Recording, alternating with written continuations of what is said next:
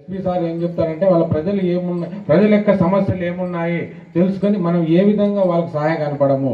For example మన SI గారు చెప్పినట్లు ఈరోజు యాక్సిడెంట్లు జరుగుతున్నాయి. హెల్మెట్ పెట్టుకోవడం చాలా ఇంపార్టెంట్.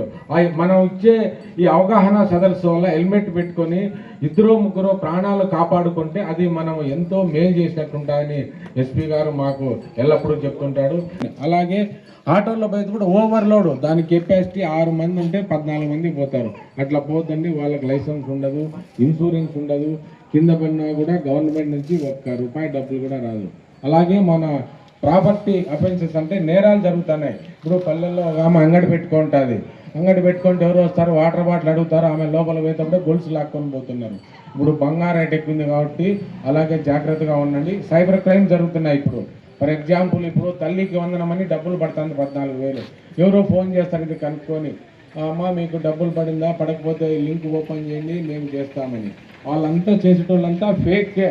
ఎవ్వరు మన కోసం మన అడ్రస్ కనుక్కొని మనకు ఫోన్ చేసి ఎవ్వరు చెప్పరు. అట్లా లింకులు కానీ ఓటీపీలు కానీ మన ఆధార్ నెంబర్లు కానీ దయచేసి ఎవరు మన పర్సనల్ డేటా ఎవరికి షేర్ చేయొద్దండి. ఎవరన్నా అడిగినా కూడా అన్నా మేము బ్యాంకు వాళ్ళతో మాట్లాడతామని చెప్పండి.